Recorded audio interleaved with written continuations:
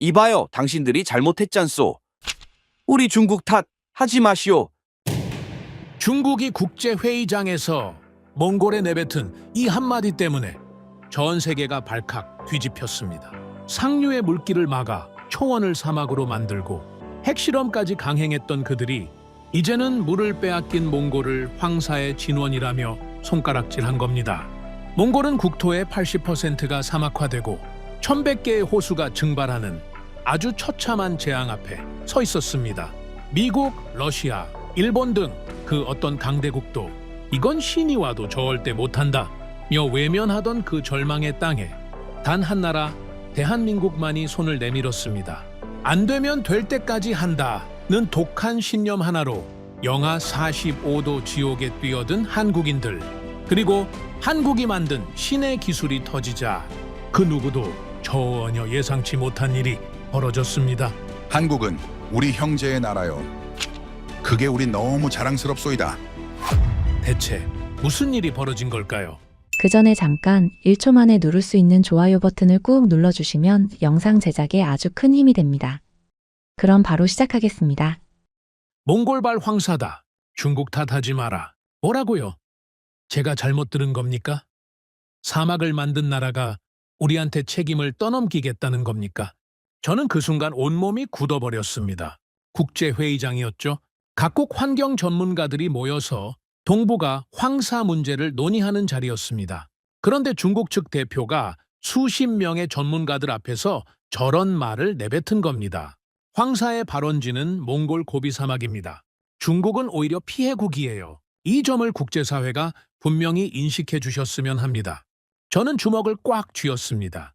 옆에 앉은 동료 에르덴이 제 팔을 붙잡으며 속삭였죠. 바트, 제발 참아요. 여긴 국제회의장이에요. 감정적으로 나가면 우리만 손해라는 거 알잖아요. 저 말을 듣고 어떻게 참아? 우리 강물을 가져간 나라가, 우리 초원을 사막으로 만든 나라가 이제 와서 우리더러 가해자라고 해? 피해자한테 책임을 떠넘기겠다고? 에르덴이 제 손을 꽉 잡았습니다. 간절한 눈빛이었죠. 알아요. 나도 화나요. 근데 지금 여기서 폭발하면 뭐가 달라져요? 기록만 남고 우리만 이상한 사람 되는 거예요. 저는 이를 악물었습니다. 에르덴 말이 맞았죠. 하지만 20년을 참아왔습니다. 더 이상은 안 되겠더군요. 제 이름은 바트 에르덴 바야르사이한입니다. 몽골 국립대에서 환경공학 박사 학위를 받았고 고비 사막 사막화 장기 조사 책임자로 20년 넘게 일해왔습니다. 이 땅의 변화를 누구보다 가까이서 지켜본 사람이죠. 저는 손을 번쩍 들었습니다. 발언권 주십시오. 의장이 고개를 끄덕였고 저는 자리에서 일어났습니다. 에르덴이 제 옷자락을 잡았지만 저는 뿌리쳤죠. 중국 대표께 한 가지만 묻겠습니다. 타림강물은 지금 어디로 흐르고 있습니까? 회의장이 조용해졌습니다. 중국 측 대표의 표정이 굳었죠. 잠시 침묵이 흐른 후 그가 입을 열었습니다. 그건 이 회의 주제와 직접적인 관련이 없는 사안입니다. 관련 없다고요? 타림강 상류에 댐을 몇 개 세웠습니까? 물줄기를 어디로 돌렸습니까? 신장 위구르 지역에 뭘 건설하려고 그 물이 필요했던 겁니까? 회의장이 술렁이기 시작했습니다. 중국 측 대표의 얼굴이 붉어졌죠. 그건 중국의 내정 문제입니다. 몽골이 관여할 사안이 아닙니다. 내정 문제요? 롬노르에서 뭘 했습니까? 핵실험 아닙니까? 군사기지 건설 아닙니까? 그 시설들 개발하겠다고 상류를 독점해서 물길을 돌린 거 아닙니까? 저는 테이블을 손으로 내리쳤습니다. 회의장 전체가 저를 쳐다봤죠. 그 물이 원래 어디로 흘러야 했는지 대표께서 정말 모르십니까? 우리 초원으로 흘러야 했습니다. 우리 호수를 채우고 우리 지하수를 보충했어야 할 물입니다. 그런데 당신들이 막아버렸어요.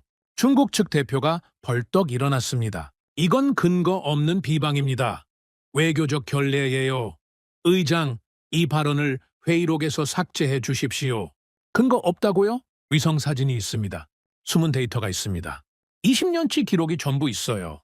원하시면 지금 당장 다 보여드릴 수 있습니다. 의장이 개입했습니다. 양측 대표 모두 진정해 주십시오. 이 문제는 별도의 협의 채널을 통해 논의하는 것이 적절해 보입니다. 별도 협의요? 저는 속으로 비웃었습니다. 20년 동안 수없이 많은 별도 협의를 했습니다. 회의를 하고 보고서를 쓰고 양해 각서를 교환했죠. 그런데 달라진 게 뭡니까? 아무것도 없었습니다. 에르덴이 제 팔을 세게 잡아당겼습니다. 바트, 제발 앉아요. 더 이상은 진짜 안 돼요. 우리가 이겨도 지는 싸움이에요. 저는 에르덴을 쳐다봤습니다. 에르덴의 눈에 눈물이 고여 있었죠. 저는 천천히 자리에 앉았습니다. 주먹을 꽉 쥔 채로요. 손톱이 손바닥을 파고들었지만 아픈 줄도 몰랐습니다. 회의가 끝난 후 에르덴이 제게 말했습니다. 바트, 당신 심정 나도 알아요. 근데 현실을 봐요. 중국은 14억이에요. 우리는 300만이에요. 경제력, 군사력, 외교력 뭐 하나 비교가 돼요? 우리가 아무리 진실을 외쳐도 세상은 강한 쪽 편을 들어요. 항상 그래 왔잖아요. 저는 대답할 수 없었습니다. 에르덴의 말이 틀리지 않았으니까요. 그날 밤 저는 호텔 방에서 잠을 이룰 수 없었습니다. 창밖을 바라봤죠. 뿌연 하늘이었습니다. 황사였습니다. 베이징 하늘을 뒤덮은 그 황사가 어디서 왔는지 저는 너무나 잘 알고 있었습니다. 몽골 고비 사막입니다. 맞습니다. 황사는 거기서 시작됩니다. 그건 사실이에요. 하지만 고비 사막이 왜 그렇게 됐는지 세상은 전혀 관심이 없었습니다. 제가 직접 본 것들을 말씀드리겠습니다. 타림강이라는 강이 있습니다. 중앙아시아에서 가장 긴 내륙 하천이죠. 길이가 2000킬로미터가 넘습니다. 이 강의 하류가 원래 몽골 쪽과 연결돼 있었습니다. 고비 사막 지하수를 채워주는 역할을 했죠. 우리 초원을 살리는 생명줄이었습니다. 그런데 중국이 상류에 댐을 세웠습니다. 물길을 자기네 내륙으로 돌려버렸죠. 신장 위구르 지역에 롬노르라는 곳이 있는데 그곳에서 수십 년간 핵실험을 했습니다. 군사시설도 건설했죠. 그 지역을 개발하려면 물이 필요했고 그래서 타림강 물을 가져간 겁니다. 우리 몫이었던 물을요? 하류는 당연히 말라 죽었습니다. 초원이 사막이 됐고 호수가 증발했고 강이 사라졌습니다. 저는 이 과정을 직접 목격했습니다. 몇 년 전 고비 사막 남쪽 지역 조사를 갔습니다. 제가 예전에 왔던 곳이었죠. 그때만 해도 작은 호수가 있었습니다. 유목민들이 양떼에게 물을 먹이던 곳이었어요. 그런데 호수가 사라져 있었습니다. 처음엔 길을 잘못 든 줄 알았습니다. 지도를 몇 번이고 다시 확인했죠. 분명히 여기가 맞았습니다. 그런데 물이 없었어요. 호수가 있던 자리에 하얀 소금 결정만 남아서 햇빛에 반짝이고 있었습니다. 저는 현지 안내인에게 물었습니다. 50살쯤 되어 보이는 유목민 바야르였죠. 여기 호수 있지 않았습니까? 제가 분명히 여기서 물을 봤는데요. 바야르가 쓸쓸하게 웃으며 대답했습니다. 몇 년 전에 완전히 말랐습니다. 처음엔 조금씩 줄어들더니 어느 날 갑자기 바닥을 드러냈어요. 그 뒤로는 한 방울도 고이질 않습니다. 왜 이렇게 된 겁니까? 비가 안 오는 건가요? 비요. 비는 예전이랑 똑같이 와요. 그런데 강이 안 흘러요. 물이 여기까지 안 들어온다고요. 상류에서 막아버렸으니까요. 저는 주변을 둘러봤습니다. 사방이 온통 모래였죠. 바람이 불 때마다 모래먼지가 피어올랐습니다. 바야르 씨, 예전엔 여기가 어땠습니까? 바야르의 눈이 아득히 멀어졌습니다. 한참을 말없이 서 있더니 천천히 입을 열었죠. 제가 어렸을 때요, 이 근처가 전부 초원이었습니다. 풀이 무릎까지 찼어요. 바람이 불면 풀들이 파도처럼 일렁였죠. 양들이 하루 종일 풀을 뜯어도 다 못 먹을 정도였습니다. 지평선 끝까지 초록이었어요. 바야르가 발로 모래를 걷어찼습니다. 메마른 모래가 바람에 흩날렸죠. 지금은 보세요. 모래밖에 없습니다. 우리 아버지가 이 땅에서 양 1000마리를 키웠어요. 1000마리요. 그런데 저는 100마리도 못 키웁니다. 풀이 없으니까요. 물이 없으니까요. 작년에 40마리가 굶어 죽었어요. 올해는 몇 마리나 버틸지 모르겠습니다. 저는 아무 말도 할 수 없었습니다. 뭐라고 위로해야 할지 알 수 없었죠. 숫자로 말씀드리겠습니다. 몽골 국토의 약 90%가 사막화됐습니다. 이게 어떤 의미인지 아십니까?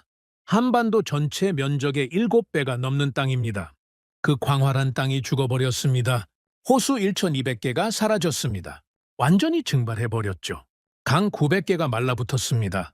예전에 물고기가 뛰놀던 강바닥에 이제는 모래만 쌓여 있습니다. 그런데 강수량은 예전과 크게 다르지 않습니다.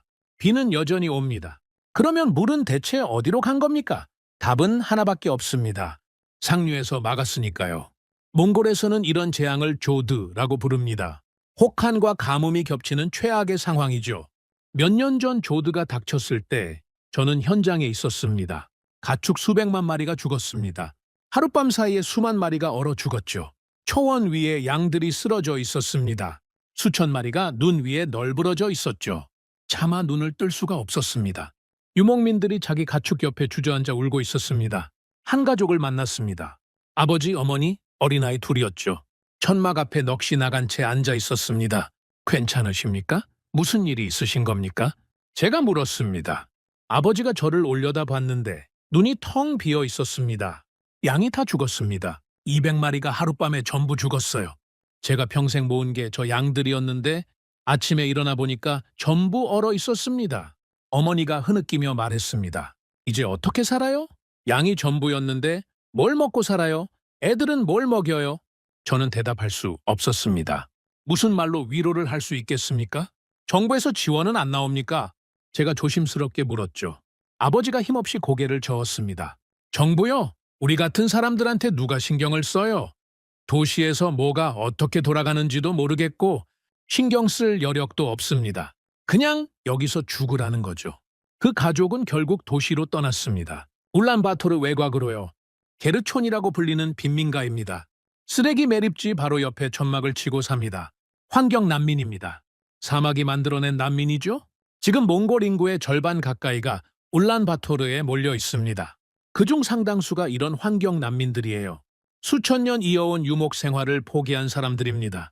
삶의 방식 자체를 빼앗긴 사람들이죠. 그런데 세상은 뭐라고 합니까? 몽골발 황사, 피해자가 가해자가 됐습니다. 물을 빼앗긴 나라가 황사의 원흉이 됐습니다. 저는 절망했습니다. 20년 동안 데이터를 모으고 논문을 쓰고 보고서를 제출했습니다. 국제기구에도 알렸고 언론에도 제보했습니다. 그런데 아무 소용이 없었어요. 기사 한 줄 나지 않았습니다. 세상은 강한 나라 편입니다. 약한 나라의 목소리는 그냥 묻혀버립니다. 저는 체념하기 시작했습니다. 이건 우리가 감당할 수 있는 싸움이 아니라고요. 중국을 상대로 우리가 뭘 할 수 있겠습니까? 몽골은 너무 작은 나라입니다. 그렇게 포기하려던 찰나였습니다. 한국에서 연락이 왔습니다. 저는 심장이 철렁 내려앉았습니다. 한국이라고요? 한국이 우리한테 무슨 용건이 있다는 겁니까? 설마 우리 황사 때문에 항의하려는 건 아닐까? 피해 보상을 요구하려는 건 아닐까? 그런데 말도 안 되는 일이 벌어졌습니다. 한국에서 공식 서한이 왔습니다.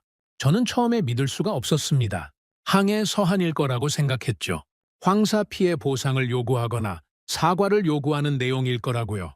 그런데 첫 문장을 읽는 순간 저는 멈춰버렸습니다. 몽골 사막화 방지 공동 프로젝트를 제안합니다. 공동 프로젝트요. 저는 몇 번이고 다시 읽었습니다. 이건 원조가 아닙니다. 공동 생존의 문제입니다. 황사의 근원을 막지 않으면 한국도 계속 피해를 봅니다. 도와주겠다는 게 아닙니다. 같이 해결하자는 겁니다. 같이 해결하자.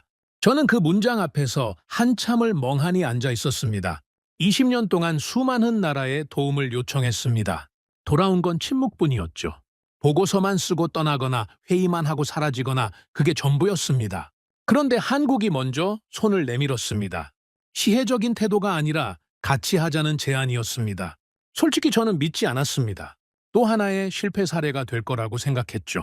외국의 환경 원조라는 게 다 그렇습니다. 처음엔 거창하게 시작하고 몇 년 지나면 슬그머니 사라집니다. 하지만 저는 답장을 보냈습니다. 다른 선택지가 없었으니까요. 며칠 후 한국 측 대표단이 몽골에 도착했습니다. 대표단을 이끄는 분은 50대 중반쯤 되어 보이는 팀장님이었습니다. 양복이 아니라 작업복 차림이었죠. 뒤따르는 팀원들도 마찬가지였고요. 등산화를 신고 배낭을 메고 있었습니다. 바트 박사님이시죠? 먼 길 마중 나와주셔서 감사합니다. 반갑습니다. 오늘 바로 회의 일정이 있으신 건가요? 호텔에서 좀 쉬시고 내일 시작해도 됩니다. 회의요? 아니요. 오늘은 현장에 가려고 합니다.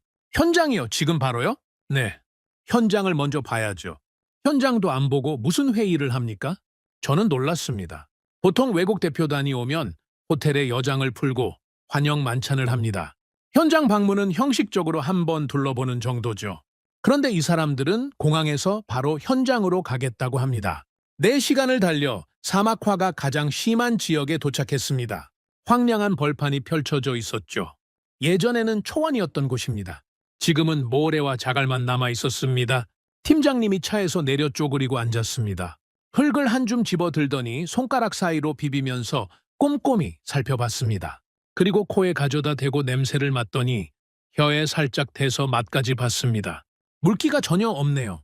염분도 꽤 있고요. 네, 지하수 수위가 너무 낮아졌습니다. 식물 뿌리가 닿을 수 있는 깊이에 물이 없어요. 바트 박사님, 여기에 나무를 심으면 살 수 있겠습니까? 저는 솔직하게 대답했습니다. 못 삽니다. 물이 없으니까요.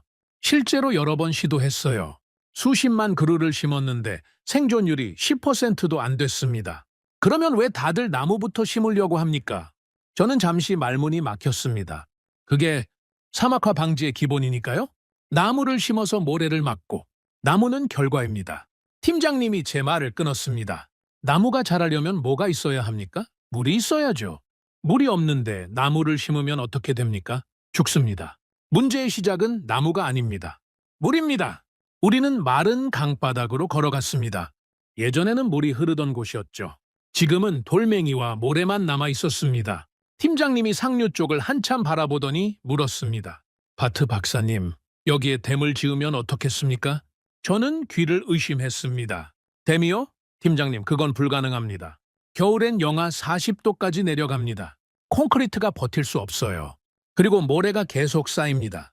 댐을 지어도 몇 년 안에 묻혀버려요? 다 알고 있습니다. 팀장님의 대답이 너무 담담해서 저는 오히려 당황했습니다. 다 아시면서 왜 댐을 짓겠다고 하시는 겁니까?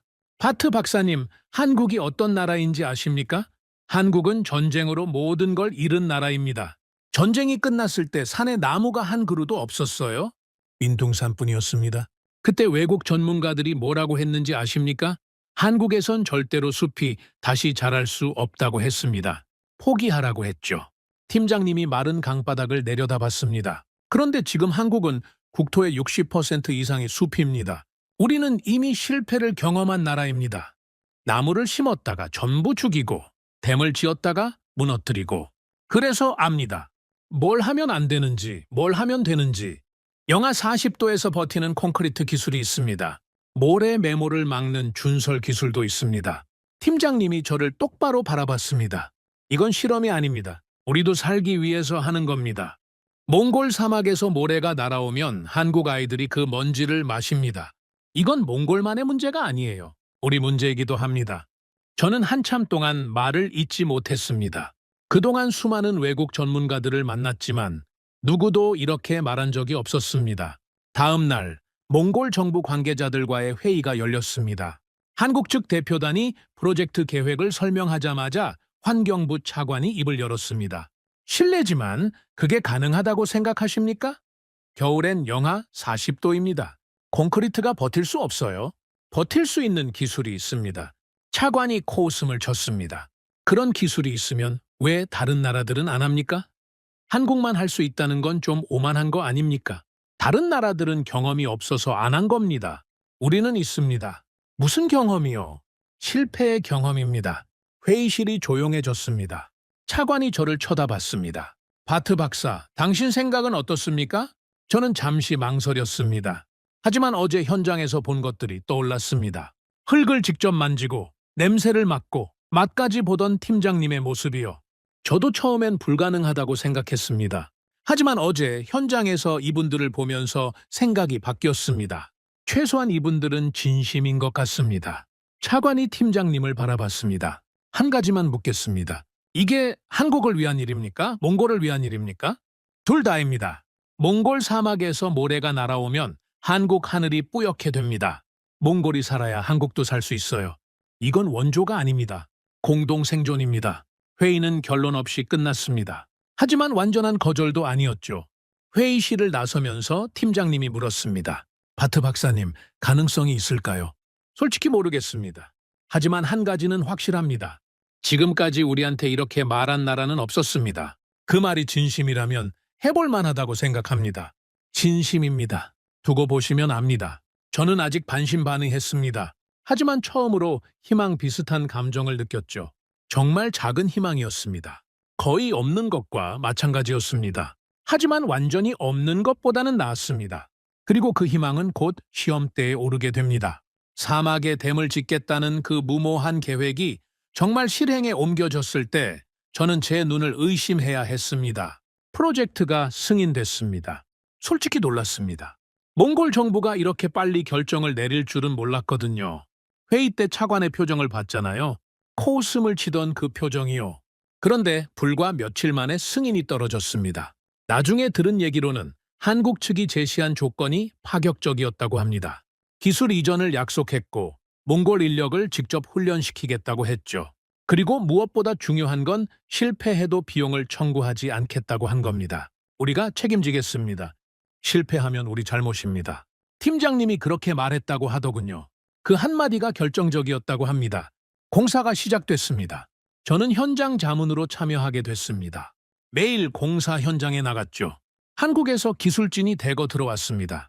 장비도 들어왔고요. 사막 한가운데 갑자기 사람들이 북적거리기 시작했습니다.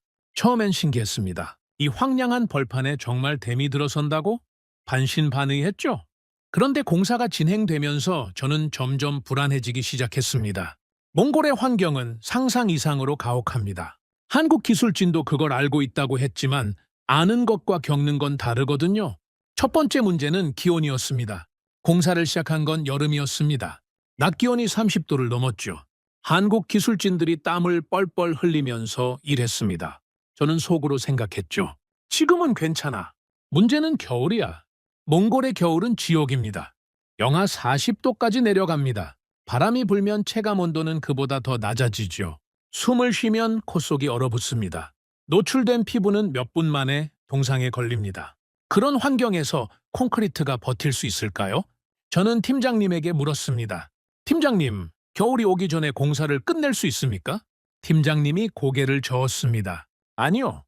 최소 2년은 걸립니다. 그러면 겨울을 나야 한다는 건데요. 콘크리트가 버틸 수 있습니까? 버텨야죠. 버텨야 한다는 게 무슨 말입니까? 영하 40도입니다. 콘크리트 안에 수분이 있잖아요. 그게 얼면 팽창합니다. 그러면 균열이 생겨요. 균열이 생기면 거기로 물이 새우며들고 그 물이 또 얼면 균열이 더 커집니다. 악순환이에요. 알고 있습니다. 알고 계시면서 왜 괜찮다고 하시는 겁니까? 팀장님이 저를 바라봤습니다. 바트 박사님, 우리가 일반 콘크리트를 쓸 거라고 생각하십니까? 저는 대답하지 못했습니다. 극저온용 특수 배합입니다. 동결 방지제가 들어가요. 수분 함량을 최소화하고 기포를 넣어서 팽창을 흡수합니다. 한국에서 개발한 기술이에요. 이미 검증됐습니다. 어디서요? 한국에서요. 강원도 산골에 댐을 지을 때 썼습니다. 거기도 겨울엔 영하 20도 밑으로 내려가요. 영하 20도랑 영하 40도는 다릅니다. 다르죠? 그래서 배합을 조정했습니다. 몽골 환경에 맞게요. 저는 여전히 불안했습니다. 이론은 이론이고 현실은 현실이니까요. 두 번째 문제는 모래였습니다. 몽골 사막의 바람은 무시무시합니다. 봄철엔 특히 심하죠. 황사가 발생하는 시기입니다. 바람이 불면 모래가 파도처럼 밀려옵니다. 하루 만에 차가 모래에 반쯤 묻히는 경우도 있어요. 댐을 지어도 모래에 묻혀버리면 소용없습니다. 저는 이 문제도 제기했습니다. 팀장님, 모래 문제는 어떻게 하실 겁니까? 댐을 지어도 몇 년 안에 모래에 묻힙니다. 준설 시스템을 설치합니다. 준설이요? 네. 모래가 쌓이면 자동으로 퍼내는 겁니다. 태양광 발전으로 전력을 공급하고요. 유지보수가 거의 필요 없는 구조입니다. 그게 가능합니까? 이미 중동에서 비슷한 시스템을 운영하고 있습니다. 우리가 거기서 배워왔어요. 팀장님은 모든 질문에 답을 가지고 있었습니다. 저는 점점 더 혼란스러워졌죠. 이 사람들 정말 다 계산하고 온 건가? 세 번째 문제는 사람이었습니다. 한국 기술진은 한국에서 왔습니다. 당연한 말이죠. 그런데 이 사람들이 몽골 환경에 적응할 수 있을까요? 공사 현장은 도시에서 멀리 떨어진 곳이었습니다. 주변에 아무것도 없었죠. 숙소는 임시로 지은 컨테이너였습니다. 샤워 시설도 제대로 없었고요. 식사도 간단한 것밖에 안 됐습니다. 한국 기술진들이 불평하기 시작했습니다. 아니, 여기가 사람 사는 곳입니까? 화장실도 제대로 없잖아요? 물이 왜 이래요? 마실 수가 없네. 인터넷도 안 터지고 전화도 안 되고 가족한테 연락도 못해요. 저는 그 불평들을 들으면서 생각했습니다. 봐라, 결국 이렇게 되는 거야. 며칠 더 버티다가 포기하겠지. 그런데 팀장님의 반응이 의외였습니다. 힘들죠? 당연히 힘들죠. 근데 우리가 왜 여기 왔습니까? 팀장님이 불평하는 기술진들을 모아놓고 말했습니다. 편하게 일하려고 왔습니까? 아니잖아요. 어려우니까 온 거잖아요. 쉬운 일이면 우리가 안 와도 됐어요. 다른 나라들이 다 실패했잖아요. 왜 실패했겠습니까? 힘들어서 포기했으니까요. 기술진들이 조용해졌습니다. 우리는 다릅니다. 포기 안 합니다. 한국이 어떻게 여기까지 왔는지 알잖아요? 전쟁 끝나고 아무것도 없었어요. 그때 우리 아버지들, 할아버지들이 뭘 했습니까? 포기했습니까? 아니잖아요. 이 악물고 버텼잖아요? 팀장님의 목소리가 높아졌습니다. 여기서 포기하면 뭐가 됩니까? 다른 나라들이랑 똑같아지는 거예요. 와서 좀 힘드니까 도망간 나라. 그게 되고 싶습니까? 아무도 대답하지 않았습니다. 석 달만 버팁시다. 기초 공사만 끝내면 숙소도 좋아집니다. 그때까지만 참읍시다. 기술진들이 흩어졌습니다. 불평은 줄었지만 표정들이 밝지는 않았죠. 저는 팀장님에게 다가갔습니다. 팀장님, 솔직히 말씀드려도 됩니까? 네, 말씀하세요. 저도 이 프로젝트가 성공했으면 좋겠습니다. 진심이에요. 하지만 현실적으로 봤을 때 가능성이 낮다고 생각합니다. 팀장님이 저를 바라봤습니다. 화난 표정이 아니었습니다. 그냥 담담했죠. 왜 그렇게 생각하십니까? 저는 이 땅에서 20년을 살았습니다. 수많은 프로젝트가 실패하는 걸 봤어요. 다들 처음엔 자신 있어 했습니다. 이번엔 다를 거라고 했죠. 하지만 결국 똑같았어요. 몽골의 환경을 이기지 못했습니다. 저는 잠시 말을 멈췄다가 이어갔습니다. 이 땅은 실수를 허락하지 않습니다. 작은 실수 하나가 전체를 무너뜨려요. 팀장님이 아무리 준비를 잘 해오셨어도 예상치 못한 일이 생깁니다. 반드시 생겨요. 그때 어떻게 하실 겁니까? 팀장님이 고개를 끄덕였습니다. 바트 박사님 말씀이 맞습니다. 예상치 못한 일은 반드시 생기죠. 저도 압니다. 그러면요. 그때 해결하면 됩니다. 그렇게 간단하지 않습니다. 간단하다는 게 아닙니다. 어렵죠. 당연히 어려워요. 하지만 어렵다고 안 하면 영원히 못합니다. 문제가 생기면 해결하고 또 생기면 또 해결하고 그게 우리가 할 일입니다. 저는 한숨을 쉬었습니다. 팀장님은 낙관적이시네요. 낙관이 아닙니다. 각오입니다. 팀장님이 공사 현장을 바라봤습니다. 바트 박사님, 이 댐이 무너지면 어떻게 됩니까? 무슨 말씀이세요? 이 댐이 무너지면 한국의 신뢰도 무너집니다. 몽골만 손해보는 게 아니에요. 한국이 전 세계에 망신당하는 겁니다. 큰 소리치고 와서 실패했다고요. 그런 나라가 되고 싶지 않습니다. 팀장님이 저를 똑바로 바라봤습니다. 그래서 절대로 실패하지 않을 겁니다. 무슨 일이 있어도요? 저는 그 눈빛을 보면서 생각했습니다. 이 사람 진심이구나. 정말 진심이야. 하지만 진심만으로 자연을 이길 수 있을까요? 저는 여전히 확신이 없었습니다. 가을이 지나고 겨울이 왔습니다. 기온이 떨어지기 시작했습니다. 영하 10도, 영하 20도, 영하 30도. 매일 조금씩 더 추워졌죠. 공사 속도가 느려졌습니다. 당연한 일이었죠. 추우면 사람이 못 움직입니다. 장비도 제대로 작동하지 않았고요. 기름이 얼어붙었습니다. 배터리가 방전됐죠. 한국 기술진들의 표정이 점점 어두워졌습니다. 이제 진짜 시작이구나. 다들 그렇게 느끼는 것 같았습니다. 그리고 마침내 영하 40도가 됐습니다. 그날 아침 저는 현장에 나가려다가 멈췄습니다. 문을 여는 순간 얼굴이 바늘로 찌르는 것처럼 아팠거든요.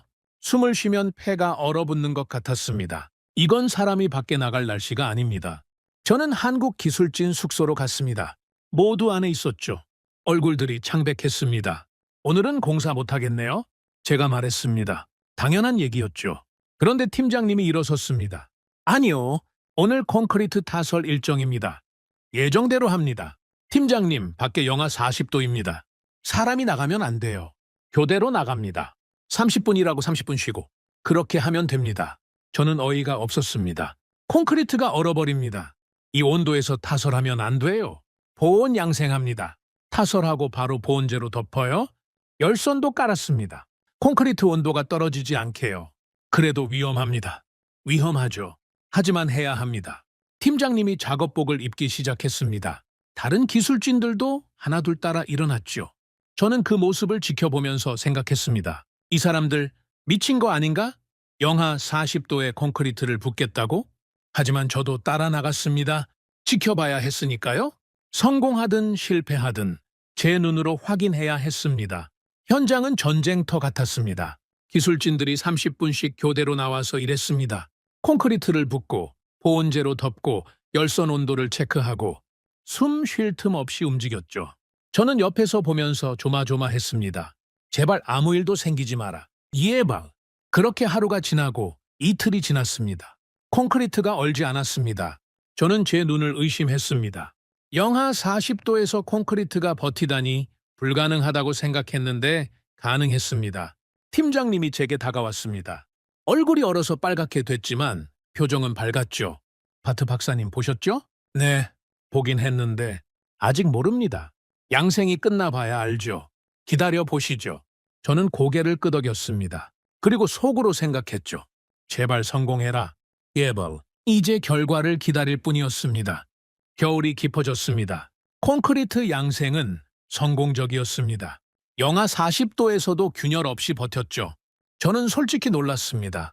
불가능하다고 생각했던 일이 눈앞에서 벌어지고 있었으니까요. 하지만 안심하기엔 일렀습니다. 몽골의 겨울은 한 번에 끝나지 않습니다. 영하 40도가 며칠 계속되다가 갑자기 영하 20도로 올라갔다가 다시 영하 45도로 뚝 떨어지기도 하죠. 이런 급격한 온도 변화가 가장 위험합니다. 낮에 조금 풀렸다가 밤에 다시 얼어붙으면 그때 균열이 생깁니다. 콘크리트 안에 있는 미세한 수분이 팽창과 수축을 반복하면서 구조물을 안에서부터 갉아먹는 거죠. 저는 매일 댐 상태를 점검했습니다. 아침마다 현장에 나가서 콘크리트 표면을 살펴봤죠. 작은 금이라도 생기지 않았는지, 혹시 이상한 소리가 나지 않는지. 처음 몇 주는 괜찮았습니다. 댐은 굳건하게 버티고 있었죠. 그러다 그날이 왔습니다. 새벽 3시쯤이었습니다. 저는 숙소에서 자고 있었죠. 갑자기 누군가 문을 두드렸습니다. 거칠게, 다급하게. 바트 박사님, 바트 박사님. 저는 벌떡 일어났습니다. 문을 열었더니 한국 기술진 한 명이 서 있었습니다. 얼굴이 창백했죠. 숨을 헐떡이고 있었습니다. 무슨 일입니까? 댐에 금이 갔습니다. 심장이 철렁 내려앉았습니다. 뭐라고요? 균열이 발견됐습니다. 지금 바로 와주셔야 합니다. 저는 옷을 급히 걸치고 현장으로 달려갔습니다. 밖은 칠흑 같은 어둠이었죠. 기온은 영하 38도. 얼굴을 바늘로 찌르는 것 같은 추위였습니다. 현장에 도착하니 한국 기술진들이 모여 있었습니다. 손전등 불빛이 댐 표면을 비추고 있었죠. 팀장님도 와 있었습니다. 표정이 굳어 있었습니다. 어디입니까? 제가 물었습니다. 팀장님이 손전등으로 한 지점을 가리켰죠. 저는 그쪽으로 다가갔습니다. 손전등 불빛 아래 콘크리트 표면에 가느다란 선이 보였습니다. 머리카락보다 조금 두꺼운 정도였죠. 길이는 한 뼘 정도 됐습니다. 미세의 균열이었습니다. 저는 손으로 그 부분을 만져봤습니다. 차가웠습니다. 그리고 축축했죠. 물이 스며들고 있었습니다. 언제 발견했습니까? 2시간 전입니다. 야간 순찰 중에 발견했어요. 다른 곳은요? 다른 곳에도 있습니까? 지금 확인 중입니다. 저는 댐 전체를 둘러봤습니다. 손전등 불빛이 여기저기를 비추고 있었죠. 기술진들이 곳곳을 점검하고 있었습니다. 잠시 후 또 다른 기술진이 달려왔습니다. 팀장님, 저쪽에도 있습니다. 두 군데요? 저는 눈앞이 캄캄해졌습니다. 균열이 한 군데가 아니었습니다. 3군데였죠. 어쩌면 더 있을 수도 있었습니다. 팀장님이 저를 바라봤습니다. 바트 박사님, 어떻게 생각하십니까? 저는 솔직하게 말했습니다. 심각합니다. 지금 물이 스며들고 있어요. 이 물이 얼면 균열이 더 커집니다. 균열이 커지면 더 많은 물이 스며들고 그 물이 또 얼면 악순환입니다. 빨리 조치하지 않으면 댐 전체가 위험해질 수 있습니다. 팀장님의 표정이 더 굳어졌습니다. 얼마나 시간이 있습니까? 모르겠습니다. 며칠일 수도 있고 몇 시간일 수도 있어요. 기온에 따라 다릅니다. 그때 한국 기술진 중 한 명이 말했습니다. 팀장님, 철수해야 하는 거 아닙니까? 이 상태로는 위험합니다. 다른 기술진도 동조했죠. 맞습니다. 일단 물러나서 상황을 지켜보는 게 안 됩니다. 팀장님이 단호하게 말했습니다. 지금 물러나면 끝입니다. 균열이 더 커지기 전에 막아야 해요. 어떻게요? 이 온도에서 보수 작업을 할 수 있습니까? 해야 합니다. 숙소로 돌아와서 긴급 회의가 열렸습니다. 한국 기술진들과 몽골 측 관계자들이 모였죠. 저도 참석했습니다. 분위기가 무거웠습니다. 몽골 환경부에서 나온 관계자가 먼저 입을 열었습니다. 상황이 심각하다고 들었습니다. 솔직히 말씀해 주십시오. 이 댐 무너질 가능성이 있습니까? 팀장님이 대답했습니다.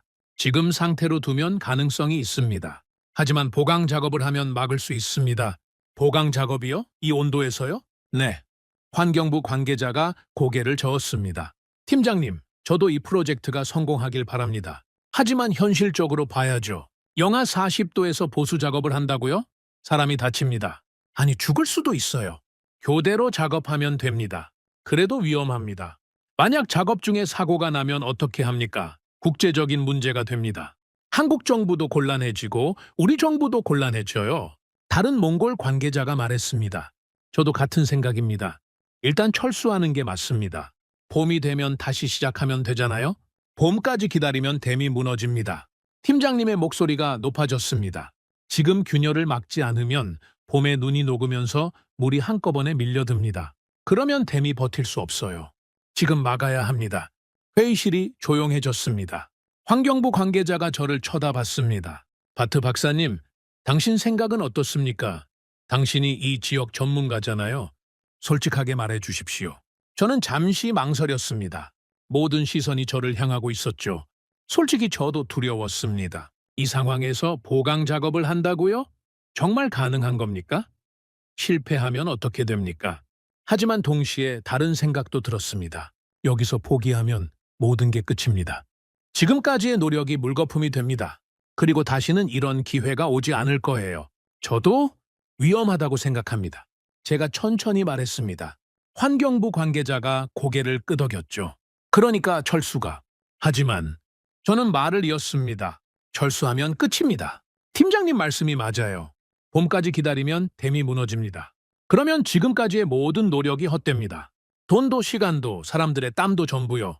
저는 팀장님을 바라봤습니다. 보강 작업이 가능하다면 해야 한다고 생각합니다. 팀장님이 고개를 끄덕였습니다. 환경부 관계자는 한숨을 쉬었죠. 바트 박사, 당신이 책임질 수 있습니까? 책임은 제가 지는 게 아닙니다. 우리 모두가 지는 거죠. 회의는 결론 없이 끝났습니다. 하지만 팀장님은 이미 결정을 내린 것 같았습니다. 회의실을 나서면서 팀장님이 저한테 말했습니다. 바트 박사님, 감사합니다. 뭘요? 지지해 주셔서요. 솔직히 혼자였으면 힘들었을 겁니다. 저는 고개를 저었습니다. 저도 확신이 있어서 그런 게 아닙니다. 그냥 포기하고 싶지 않았어요. 팀장님이 웃었습니다. 지친 웃음이었죠. 저도 그렇습니다. 보강 작업이 시작됐습니다. 팀장님이 직접 지휘했습니다. 한국 기술진들이 교대로 나가서 작업했죠. 30분 일하고 30분 쉬고. 그렇게 밤새 작업이 계속됐습니다. 균열 부위에 특수 수지를 주입하는 작업이었습니다. 수지가 굳으면서 균열을 메우고 물이 새우며 드는 걸 막는 거죠. 저는 옆에서 지켜봤습니다. 기술진들의 얼굴이 얼어서 빨갛게 됐습니다. 손이 떨렸죠. 숨을 쉴 때마다 하얀 입김이 피어올랐습니다. 이 추위에서 이렇게까지 하다니 저는 솔직히 감동받았습니다. 그런데 문제가 생겼습니다. 새벽 5시쯤이었습니다. 기온이 더 떨어졌죠. 영하 45도까지 내려갔습니다. 수지가 제대로 굳지 않았습니다. 너무 추워서 화학 반응이 느려진 거였죠. 안 됩니다. 수지가 안 굳어요. 기술진 한 명이 외쳤습니다. 팀장님의 표정이 굳어졌죠. 온도를 올려야 합니다. 열선을 더 가져와요. 열선이 부족합니다. 그러면 어떻게든 만들어요. 뭐든지 좋으니까 열을 낼 수 있는 거 다 가져와요. 기술진들이 뛰어다녔습니다. 숙소에서 전기장판을 뜯어왔습니다. 차량용 히터도 가져왔죠. 뭐든지 열을 낼 수 있는 건 다 동원했습니다. 저도 뛰어다녔습니다. 몽골 쪽 장비 중에 쓸만한 게 있나 찾아봤죠. 난리였습니다. 정말 전쟁터 같았습니다. 그렇게 2시간이 지났습니다. 동이 텄습니다. 기온이 조금 올라갔죠. 영하 40도 정도로요. 여전히 살인적인 추위였지만 아까보단 나았습니다. 수지가 굳기 시작했습니다. 저는 균열 부위를 확인했습니다. 수지가 틈을 메우고 있었죠. 물이 더 이상 스며들지 않았습니다. 됐습니다. 일단 막혔어요. 제가 말했습니다. 팀장님이 한숨을 내쉬었죠. 안도의 한숨이었습니다. 하지만 아직 끝난 게 아니었습니다. 다른 균열은요? 지금 확인 중입니다. 2번째 균열, 3번째 균열도 같은 방식으로 보강했습니다. 하루 종일 작업이 계속됐죠. 해가 질 무렵 모든 균열의 보강 작업이 끝났습니다. 저는 댐 전체를 다시 점검했습니다. 더 이상 새로운 균열은 보이지 않았습니다. 보강한 부위도 안정적이었죠. 팀장님에게 보고했습니다. 일단 급한 불은 껐습니다. 하지만 앞으로도 계속 모니터링 해야 합니다. 기온 변화에 따라 또 문제가 생길 수 있어요. 팀장님이 고개를 끄덕였습니다. 알겠습니다. 24시간 감시 체계를 만들겠습니다. 저는 팀장님을 바라봤습니다. 얼굴이 헬쑥했죠. 밤새 한숨도 못 잤을 겁니다. 저도 마찬가지였고요. 팀장님, 솔직히 말씀드려도 됩니까? 네, 오늘 정말 위험했습니다. 한 끗 차이였어요. 조금만 늦었으면, 조금만 더 추웠으면 끝이었습니다. 팀장님이 고개를 끄덕였습니다. 알고 있습니다. 그런데 왜 포기하지 않으셨습니까? 철수할 수도 있었잖아요. 아무도 탓하지 않았을 겁니다. 불가항력이었다고, 자연을 이길 수 없었다고. 다들 이해했을 거예요. 팀장님이 멀리 댐을 바라봤습니다. 석양빛이 콘크리트 표면에 비치고 있었죠. 바트 박사님, 한국에 이런 말이 있습니다. 될 때까지 한다. 될 때까지요? 네. 안 되면 방법을 바꿔서 다시 하고, 그래도 안 되면 또 바꿔서 다시 하고, 될 때까지 계속하는 겁니다. 포기는 선택지에 없어요. 팀장님이 저를 바라봤습니다. 오늘 우리가 포기했으면 어떻게 됐겠습니까? 댐이 무너지고 모든 게 끝났겠죠. 그러면 다음엔 어떻게 합니까? 아무도 다시 시도하지 않을 겁니다. 한국도 실패했는데 누가 하겠어요? 몽골 사막화는 영원히 해결 안 되는 거예요. 팀장님의 목소리가 낮아졌습니다. 그래서 포기할 수 없었습니다. 우리가 아니면 누가 합니까? 지금이 아니면 언제 합니까? 저는 아무 말도 할 수 없었습니다. 그날 밤 저는 숙소에서 잠을 이루지 못했습니다. 창밖으로 댐이 보였습니다. 어둠 속에 묵직하게 서 있었죠. 오늘 하루 동안 무너질 뻔했던 그 댐이요. 저는 20년 동안 사막화를 연구했습니다. 수많은 실패를 봐왔죠. 외국 원조가 들어왔다가 떠나는 것도 봤고 거창한 프로젝트가 흐지부지 되는 것도 봤습니다. 그래서 저도 체념하고 있었습니다. 어차피 안 될 거라고. 몽골 사막화는 해결할 수 없는 문제라고. 그런데 오늘 저는 다른 걸 봤습니다. 포기하지 않는 사람들을요. 영하 45도에서도 물러서지 않는 사람들을요. 어쩌면, 정말 어쩌면 이번엔 다를지도 모르겠습니다. 저는 처음으로 그런 생각을 했습니다. 하지만 아직 끝난 게 아니었습니다.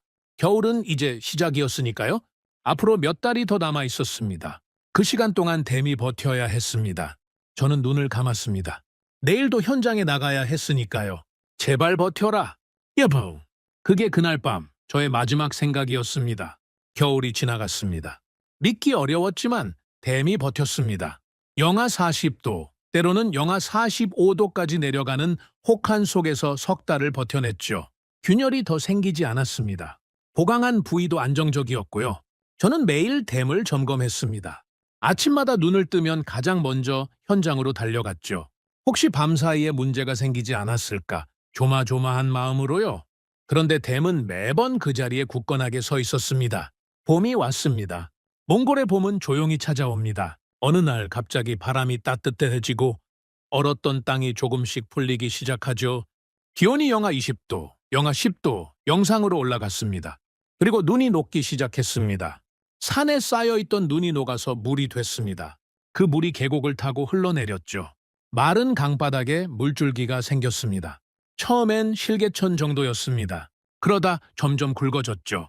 저는 댐 앞에 서서 그 광경을 지켜봤습니다. 물이 오고 있었습니다. 몇 년 만에 처음 보는 풍경이었죠.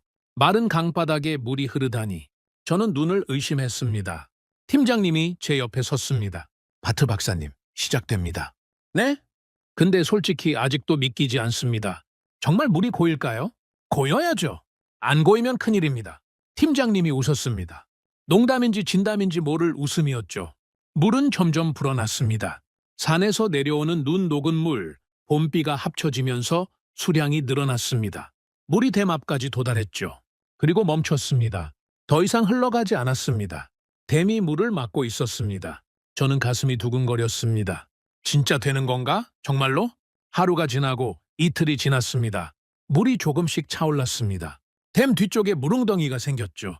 처음엔 발목 깊이 정도였습니다. 그러다 무릎까지 찼습니다.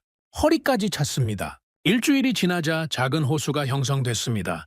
저는 제 눈을 의심했습니다. 사막 한가운데 호수라니.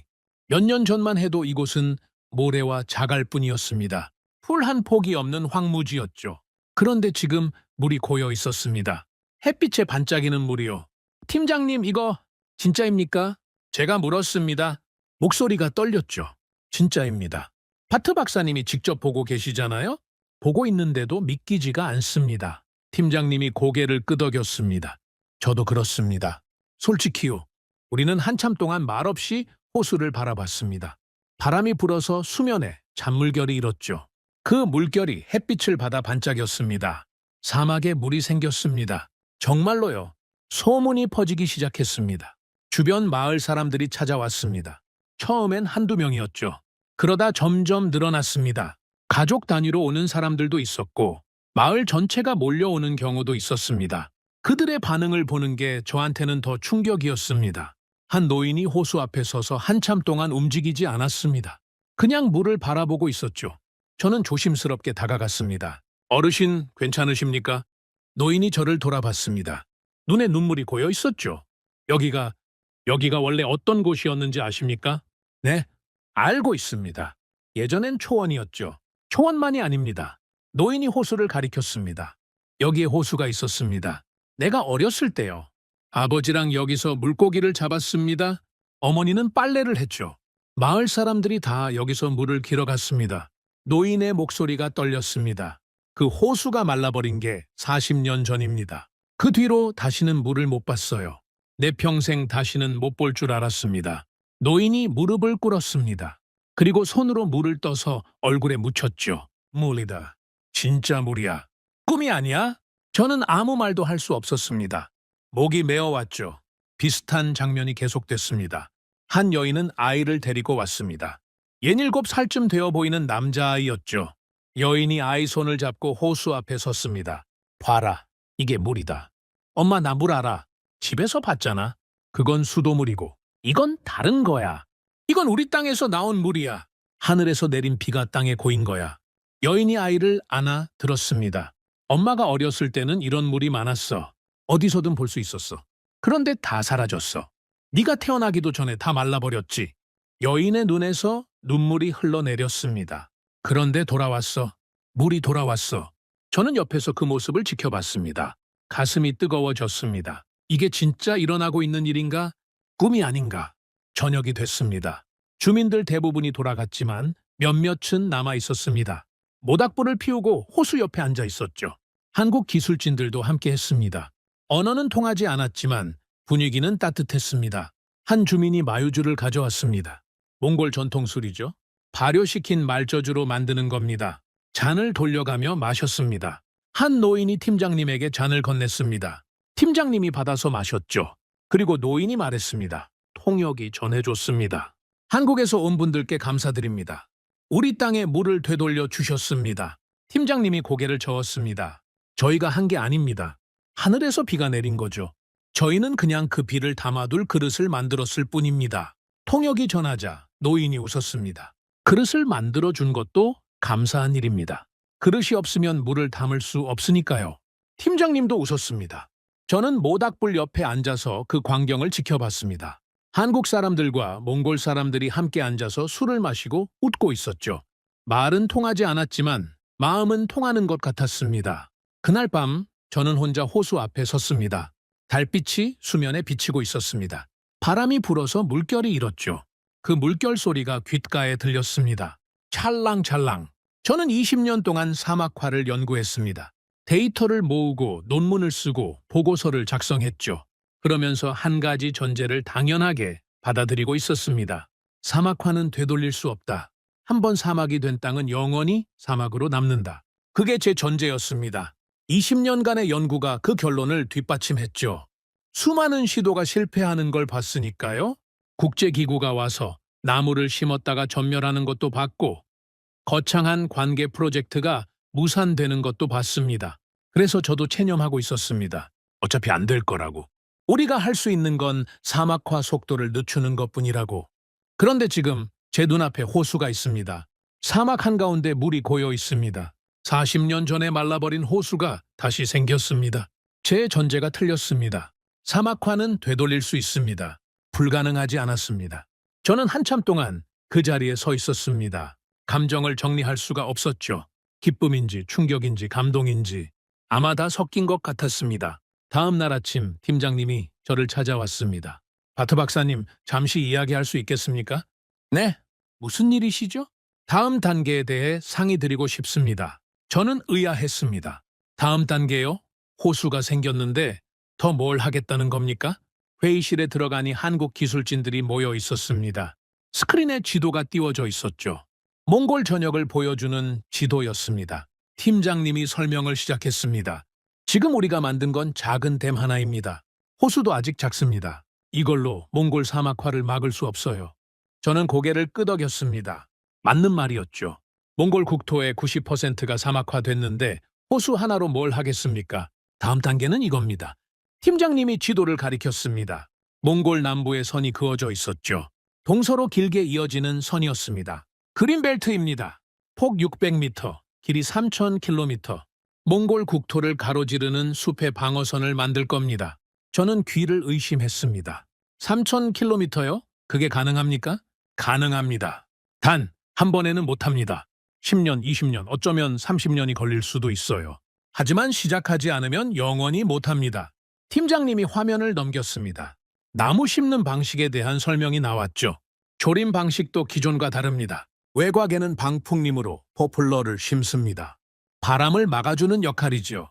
내부에는 여러 종류의 나무를 다층으로 심습니다. 사막 바람을 계산해서 설계한 구조입니다. 물은요? 나무에 물을 어떻게 됩니까? 점적 관수 시스템을 설치합니다. 물을 한 방울씩 뿌리로 직접 공급하는 겁니다. 물 낭비를 최소화하면서 생존율을 높일 수 있습니다. 저는 스크린을 바라봤습니다. 계획이 상세했습니다. 나무 종류, 심는 간격, 관수 시스템, 유지보수 방법까지 다 나와 있었죠. 이거 언제 준비하신 겁니까? 처음부터요. 댐은 시작일 뿐이었습니다. 물이 확보되면 다음 단계로 넘어가려고 처음부터 준비하고 있었어요. 저는 할 말을 잃었습니다. 한국은 성공에 취하지 않았습니다. 호수가 생겼다고 자축하고 끝내는 게 아니었죠. 이미 다음을 준비하고 있었습니다. 바트 박사님, 팀장님이 저를 바라봤습니다. 이 프로젝트, 몽골 분들의 참여가 필수입니다. 우리가 나무를 심어드리고 끝나는 게 아닙니다. 몽골 분들이 직접 심고, 직접 가꾸고, 직접 관리해야 합니다. 그래야 우리가 떠나도 유지됩니다. 물론이죠. 당연히 참여해야죠. 그리고 한 가지 더 부탁드릴 게 있습니다. 뭡니까? 박사님이 이 프로젝트의 몽골 측 총괄을 맡아주셨으면 합니다. 저는 놀랐습니다. 저요? 네. 박사님만큼 이 지역을 잘 아는 분이 없습니다. 데이터도 가지고 계시고 현장 경험도 풍부하시고요. 무엇보다 지난 몇 달간 저희와 함께 하시면서 이 프로젝트에 대한 이해가 깊어지셨잖아요. 저는 잠시 생각했습니다. 솔직히 말하면 두려웠습니다. 이 거대한 프로젝트의 책임을 맡는다고요? 실패하면 어떻게 합니까? 하지만 동시에 다른 생각도 들었습니다. 20년 동안 저는 연구만 했습니다. 데이터를 모으고 논문을 쓰고 보고서를 작성했죠. 그러면서 사막화는 막을 수 없다고 결론 내렸습니다. 그런데 그게 틀렸습니다. 막을 수 있었습니다. 제가 직접 목격했잖아요. 이제 연구만 할 게 아니라 직접 뛰어들어야 할 때입니다. 알겠습니다. 하겠습니다. 제가 대답했습니다. 팀장님이 웃었죠. 감사합니다. 박사님이 함께 해주시면 100만 지원군을 얻은 것 같습니다. 저도 웃었습니다. 그리고 생각했죠. 이건 이제 한국의 프로젝트가 아닙니다. 몽골의 프로젝트입니다. 아니, 우리 모두의 프로젝트입니다. 회의가 끝난 후 저는 다시 호수 앞에 섰습니다. 물이 햇빛을 받아 반짝이고 있었습니다. 바람이 불어서 물결이 일었죠. 그 물결이 호숫가에 부딪히며 작은 소리를 냈습니다. 저는 문득 깨달았습니다. 사막은 물을 기억하고 있었습니다.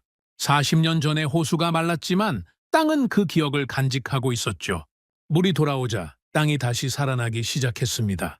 호숫가의 작은 풀들이 돋아나고 있었습니다. 며칠 전만 해도 없던 풀들이요. 생명이 돌아오고 있었습니다. 저는 깊이 숨을 들이쉬었습니다. 공기가 달랐습니다. 예전에는 건조하고 먼지 냄새가 났는데 지금은 촉촉하고 풀 냄새가 났습니다. 이게 시작입니다. 호수 하나, 풀 몇 포기. 아직 아무것도 아닙니다. 하지만 시작이 있어야 끝이 있는 법이죠. 저는 돌아섰습니다. 할 일이 많았으니까요. 3,000km의 숲, 그 거대한 꿈을 향해 첫 발을 내디딜 시간이었습니다. 그린벨트 프로젝트가 본격적으로 시작됐습니다. 처음 계획을 들었을 때는 솔직히 막막했습니다.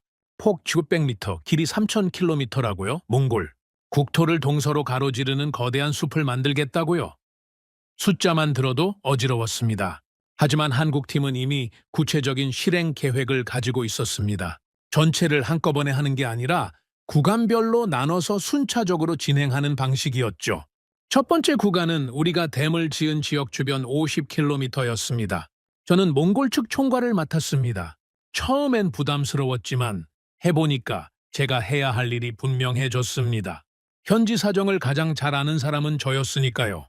어떤 지역에 어떤 나무가 적합한지, 주민들과 어떻게 소통해야 하는지, 그런 것들은 한국팀이 아무리 뛰어나도 알 수 없는 부분이었습니다.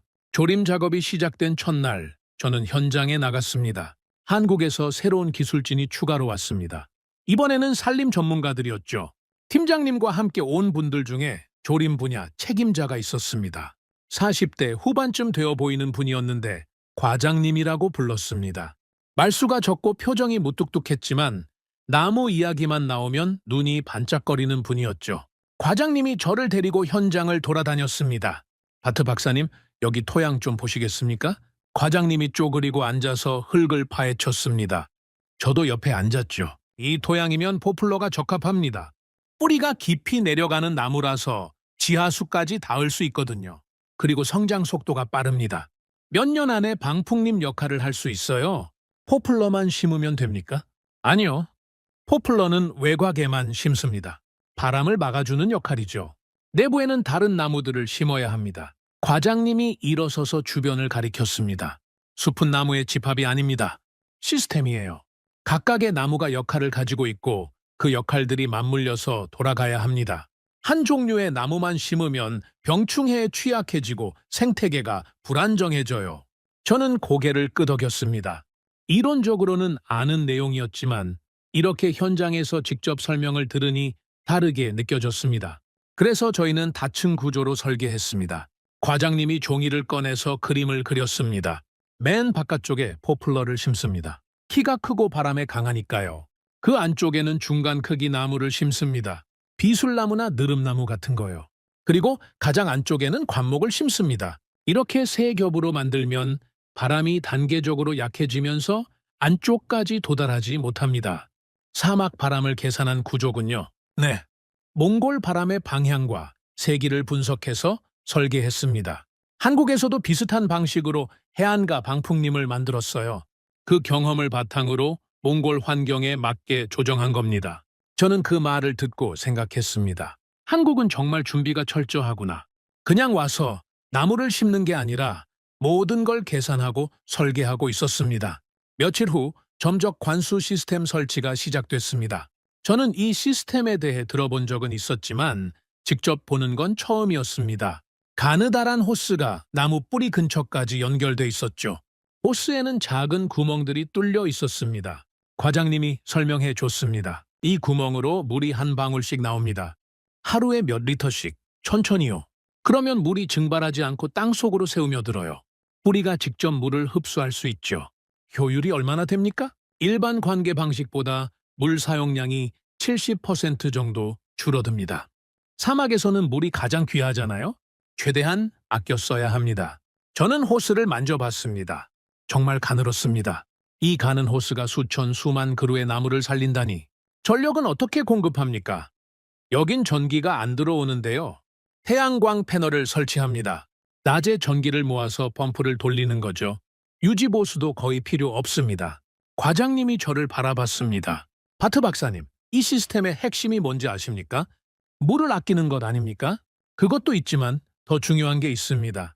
사람 손이 안 가도 된다는 겁니다. 저는 그 말의 의미를 곰곰이 생각했습니다. 한번 설치해 놓으면 자동으로 돌아갑니다. 매일 누가 와서 물을 줄 필요가 없어요. 이게 중요합니다.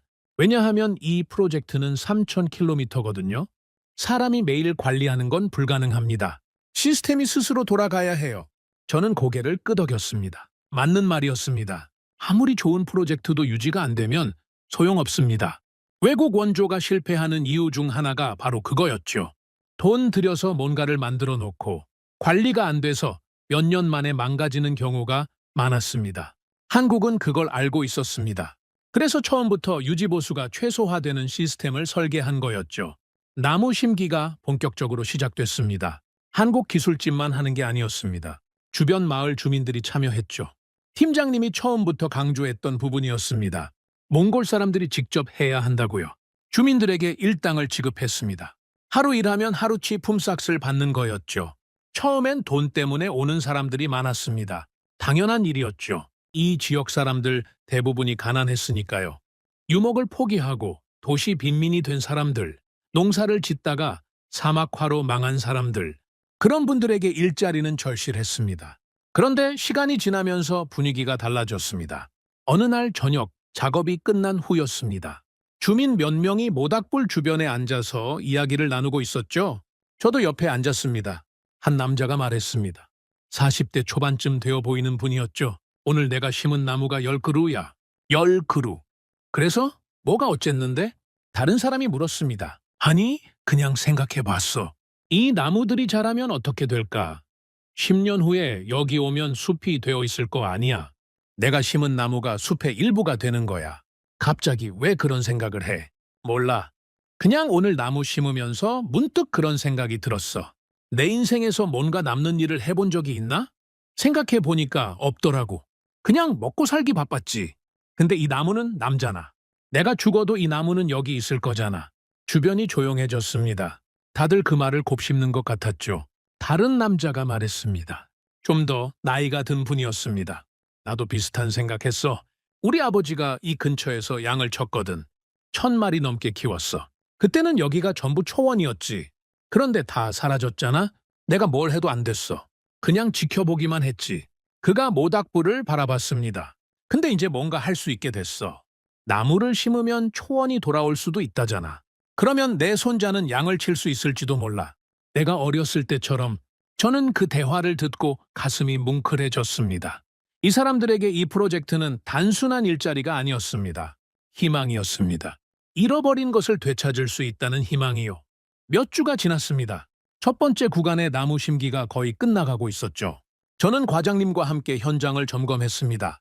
갓 심은 나무들이 줄지어 서 있었습니다. 아직은 어리고 약해 보였죠. 바람이 불면 흔들렸습니다. 살아남을 수 있을까요? 제가 물었습니다. 과장님이 고개를 끄덕였죠.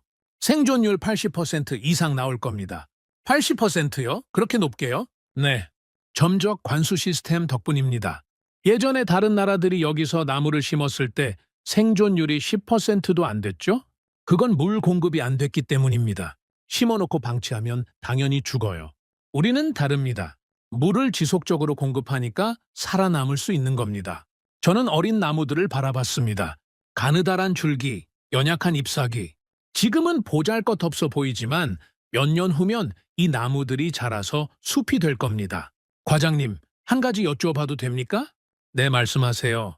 왜 이렇게까지 하십니까? 한국이 왜 이렇게 멀리까지 와서 이런 일을 합니까? 물론 황사 때문이라고 하셨지만 그것만으로는 설명이 안 되는 것 같아서요. 과장님이 잠시 생각하더니 대답했습니다. 바트 박사님, 한국 산에 가보신 적 있습니까? 없습니다. 지금 한국 산은 전부 숲입니다. 울창한 숲이에요. 그런데 제가 어렸을 때는 안 그랬습니다. 민둥산이 많았어요. 전쟁 때 다 베어버렸으니까요. 과장님이 멀리 지평선을 바라봤습니다. 제 아버지가 산림청에서 일했습니다. 평생 나무만 심은 분이에요.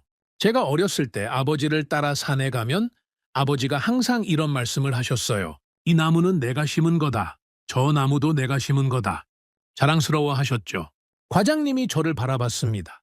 아버지가 돌아가시기 전에 이런 말씀을 하셨습니다. 우리가 받은 건 갚아야 한다고요.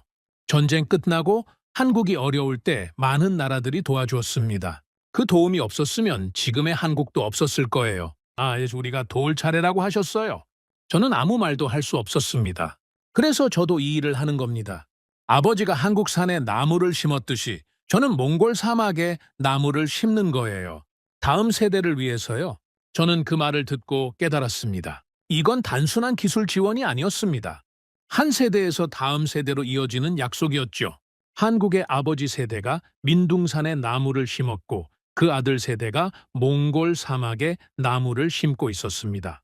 그리고 언젠가 몽골의 다음 세대도 누군가에게 이 숲을 물려줄 겁니다. 저녁이 됐습니다. 해가 지평선 너머로 넘어가고 있었죠. 저는 갓 심은 나무들 사이를 걸었습니다. 어린 나무들이 석양빛을 받아 금빛으로 빛나고 있었습니다. 바람이 불어서 잎사귀들이 살랑살랑 흔들렸죠. 문득 깨달았습니다. 이건 기술이 아닙니다. 한국이 가져온 건 기계나 장비가 아니었습니다. 그건 도구일 뿐이었죠. 진짜로 가져온 건 경험이었습니다. 실패하고 다시 일어서고 또 실패하고 또 일어선 경험이요. 한국은 이미 한 번 모든 것을 잃어봤습니다. 전쟁으로 국토가 폐허가 됐죠. 민둥산, 굶주림, 절망. 그 상태에서 다시 일어섰습니다. 산에 나무를 심고 숲을 만들고 나라를 재건했습니다. 그 경험을 지금 몽골에 전해주고 있는 겁니다. 이건 몽골을 위한 실험이 아니었습니다. 이건 한 나라가 살아남은 방식의 복제였습니다. 저는 어린 나무 한 그루 앞에 멈춰 섰습니다. 가느다란 줄기가 바람에 흔들리고 있었죠. 연약해 보였지만 뿌리는 이미 땅속 깊이 내려가고 있을 겁니다. 물을 찾아서요. 잘 자라라. 저는 작은 소리로 말했습니다. 네가 자라면 이 땅이 다시 살아날 거야. 초원이 돌아오고 사람들이 돌아오고 희망이 돌아올 거야. 바람이 불었습니다. 나무가 흔들렸죠. 마치 대답하는 것 같았습니다. 저는 돌아섰습니다. 숙소로 돌아가야 했습니다. 내일도 할 일이 많았으니까요. 하지만 발걸음이 가벼웠습니다. 처음으로요. 이 프로젝트가 성공할 거라는 확신이 들었습니다. 근거는 없었습니다. 그냥 느낌이었죠. 하지만 그 느낌이 강했습니다. 한국은 자연을 이기려 하지 않았습니다. 자연을 설득하는 방법을 알고 있었습니다.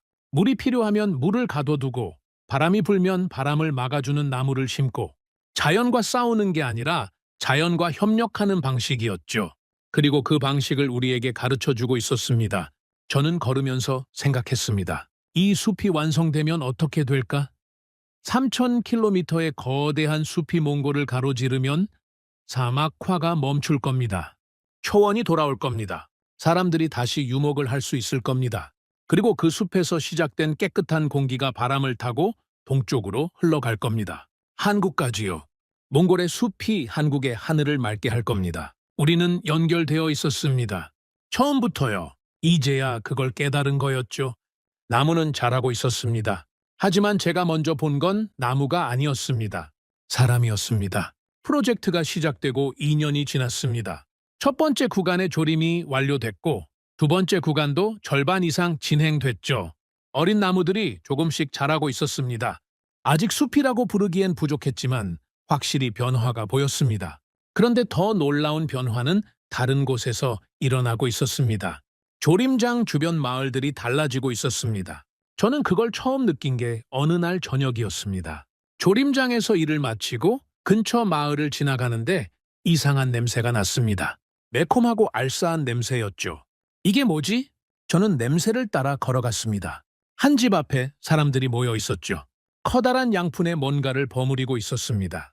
배추였습니다. 빨간 양념을 버무린 배추요. 김치였습니다.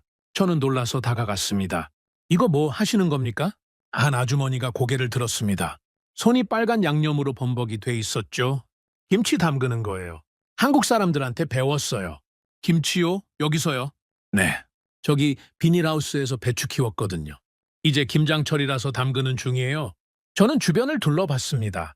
마을 여기저기에 비닐하우스가 보였습니다. 예전엔 없던 것들이었죠. 비닐하우스는 언제 생긴 겁니까? 작년이요. 한국 사람들이 기술 가르쳐 줬어요. 배추, 무, 고추도 키워요. 여름엔 오이랑 토마토도 됐어요. 저는 믿기지 않았습니다. 이 척박한 땅에서 채소를 키운다고요? 잘 됩니까? 여긴 물도 부족하고 땅도 안 좋은데. 아주머니가 웃었습니다. 처음엔 다 죽었어요. 근데 한국 사람들이 계속 가르쳐 줬어요.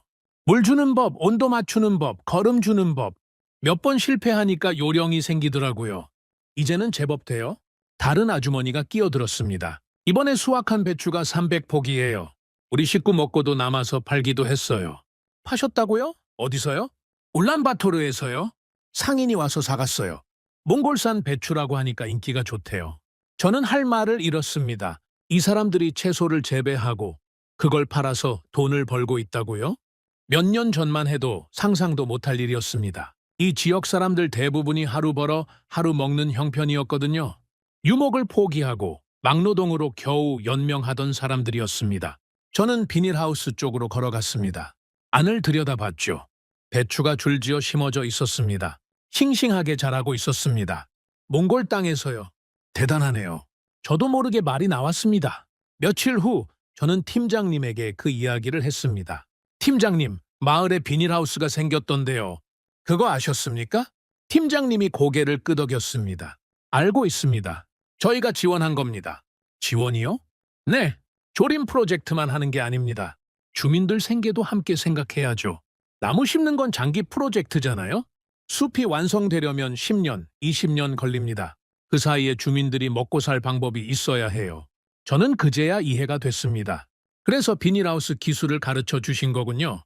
네, 채소 재배 기술을 전수했습니다. 몽골은 중국산 채소에 많이 의존하잖아요. 직접 키울 수 있으면 돈을 아낄 수 있고 팔면 수입도 생기고요. 팀장님이 저를 바라봤습니다. 바트 박사님, 우리가 여기서 하려는 건 그냥 나무 심기가 아닙니다. 사람을 살리는 겁니다. 숲이 사람을 살리고 사람이 숲을 지키는 선순환 구조를 만들려는 거예요. 저는 그 말을 곱씹었습니다. 사람을 살린다. 맞는 말이었습니다. 나무만 심어놓고 떠나면 아무 소용없습니다. 사람들이 그 나무를 지켜야 합니다. 그러려면 사람들이 먼저 살아야 하고요. 한국은 그걸 알고 있었습니다. 처음부터 계획하고 있었던 거죠. 그 후로 저는 마을을 자주 찾아다녔습니다. 사람들의 변화를 직접 보고 싶었거든요. 놀라운 일들이 계속됐습니다. 한 남자를 만났습니다. 40대 중반쯤 되어 보이는 분이었죠. 조림장에서 일하는 인부 중 한 명이었습니다. 어디서 오셨습니까? 제가 물었습니다. 남자가 쓴웃음을 지었죠. 울란바토르요. 게르촌에서 왔습니다. 제르콘. 울란바토르 외곽의 빈민가요. 쓰레기 매립지 옆에 천막을 치고 사는 환경 난민들이 모여 사는 곳이죠. 원래는 유목민이셨습니까? 네. 고비 남쪽에서 양을 쳤습니다. 500마리 넘게 키웠어요. 그러다 어떻게 된 겁니까? 남자가 한숨을 쉬었습니다. 조드가 왔습니다. 몇 년 전에요. 하룻밤에 200마리가 얼어 죽었어요. 그 다음 해에 또 왔습니다. 남은 것들도 거의 다 죽었죠. 마지막 남은 양 몇 마리 팔아서 울란바토르로 갔습니다. 도시에서는 뭘 하셨습니까? 막노동이요? 공사장에서 일했습니다. 하루 일하면 하루 먹을 돈을 벌었죠. 일이 없는 날은 굶었습니다. 남자가 저를 바라봤습니다. 아이가 둘 있습니다. 학교를 보내고 싶었는데 돈이 없었어요. 학비도 없고 교복도 없고 책도 없고 그냥 집에서 놀게 했습니다. 미안했죠. 아버지로서 아무것도 해줄 수가 없으니까요. 저는 가슴이 아팠습니다. 이런 이야기를 수없이 들어왔지만 들을 때마다 가슴이 아픕니다. 그러다 어떻게 여기까지 오시게 된 겁니까? 소문을 들었습니다. 한국 사람들이 몽골에서 나무를 심는다고요? 인부를 뽑는다고 해서 신청했습니다. 됐다고 해서 왔죠. 돈 때문에 오신 거군요. 처음엔 그랬죠. 일당이 괜찮았으니까요. 도시에서 막노동하는 것보다 나았습니다. 남자가 잠시 말을 멈췄다가 이어갔습니다. 근데 일하다 보니까 달라졌어요. 어떻게요? 한국 사람들이 기술을 가르쳐 줬습니다. 나무 심는 법, 가꾸는 법, 물 주는 법. 처음엔 그냥 시키는 대로 했어요. 근데 어느 순간 이해가 되기 시작하더라고요. 왜 이렇게 하는지, 왜 저렇게 하면 안 되는지. 남자의 눈빛이 달라졌습니다. 작년에 비닐하우스 기술도 배웠습니다. 채소 키우는 법이요? 지금 집 옆에 작은 비닐하우스를 만들었어요. 배추랑 물을 키우고 있습니다. 잘 됩니까? 네. 처음엔 실패했는데 두 번째는 성공했어요. 이번에 배추 100포기 수확했습니다. 팔아서 돈 좀 벌었어요. 남자가 웃었습니다. 밝은 웃음이었죠. 그 돈으로 큰애 학교 보냈습니다. 학교요? 네. 올해부터 학교 다니기 시작했어요. 12살인데 이제야 학교에 갑니다. 늦었지만 다행이에요. 저는 아무 말도 할 수 없었습니다. 목이 메어왔죠. 박사님? 남자가 저를 바라봤습니다. 저는 한국 사람들한테 정말 감사합니다. 돈을 준 게 아니에요. 방법을 가르쳐 줬어요. 스스로 벌 수 있는 방법을요. 그게 더 고마운 겁니다. 저는 고개를 끄덕였습니다. 말이 안 나왔습니다. 비슷한 이야기가 계속 들려왔습니다. 한 여인은 비닐하우스에서 키운 채소로 작은 가게를 열었습니다. 마을 사람들한테 채소를 팔았죠. 장사가 잘 돼서 남편도 막노동을 그만두고 함께 일하게 됐다고 했습니다. 한 청년은 조림 기술을 배워서 다른 지역 프로젝트에 기술자로 참여하게 됐습니다. 월급이 도시 노동자보다 높다고 했죠. 결혼도 하고 아이도 낳았다고 했습니다. 한 노인은 손자를 데리고 조림장에 왔습니다. 손자에게 나무 심는 법을 가르쳐주고 있었죠. 이게 우리 땅이다. 우리가 지켜야 한다고 말하면서요. 저는 그 모습들을 보면서 깨달았습니다. 숲보다 먼저 사람이 살아나고 있었습니다. 나무는 아직 어렸습니다. 숲이라고 부르기엔 한참 부족했죠. 하지만 사람들은 이미 변하고 있었습니다. 희망을 찾았습니다. 삶의 방식을 되찾았습니다. 한국은 돈을 주지 않았습니다. 방법을 남겼습니다. 물고기를 준 게 아니라 물고기 잡는 법을 가르쳐 준 거죠. 그 차이가 이렇게 크다는 걸 저는 그때 처음 실감했습니다. 어느 날 저녁 저는 조림장 언덕에 올라갔습니다. 해가 지고 있었습니다. 석양빛이 어린 나무들 위에 내려앉았죠. 멀리 마을에서 연기가 피어오르고 있었습니다. 저녁을 짓는 연기였습니다. 저는 그 풍경을 바라보면서 울었습니다. 20년 동안 사막화를 연구했습니다. 숫자와 데이터만 봤죠. 사막화율, 녹지 감소율, 지하수 수위 변화. 그런 숫자들 뒤에 사람이 있다는 걸 알면서도 직접 느끼진 못했습니다. 그런데 지금 제 눈앞에서 사람들이 살아나고 있었습니다. 가축을 잃고 도시 빈민이 됐던 사람들이 다시 일어서고 있었습니다. 아이들을 학교에 보내지 못했던 부모들이 이제 아이들 교복을 사주고 있었습니다. 희망을 잃었던 노인들이 손자에게 미래를 이야기하고 있었습니다. 이게 진짜 변화였습니다. 숲이 자라는 것보다 더 중요한 변화였죠. 저는 울면서 생각했습니다. 사막은 땅을 죽였습니다. 하지만 더 무서운 건 가난이었죠. 가난은 사람을 죽였습니다. 희망을 죽이고 꿈을 죽이고 미래를 죽였습니다. 그런데 지금 그 가난에서 사람들이 빠져나오고 있었습니다. 스스로의 힘으로요. 한국이 도와줬습니다. 하지만 한국이 대신 해준 건 아니었습니다. 방법을 알려주고 기술을 가르쳐주고 함께 뛰었습니다. 나머지는 몽골 사람들 스스로 해냈습니다. 그게 진짜 도움이었습니다. 저는 눈물을 닦고 일어섰습니다.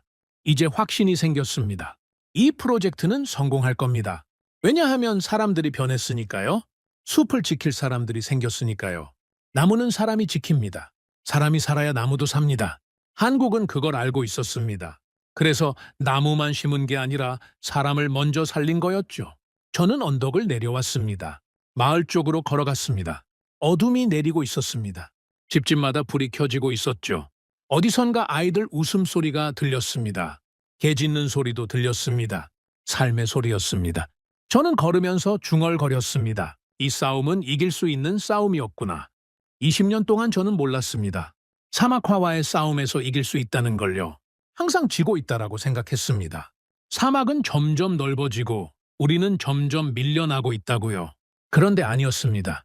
싸우는 방법이 틀렸던 거였습니다. 사막과 싸운 게 아니라 자연을 설득해야 했던 거였습니다.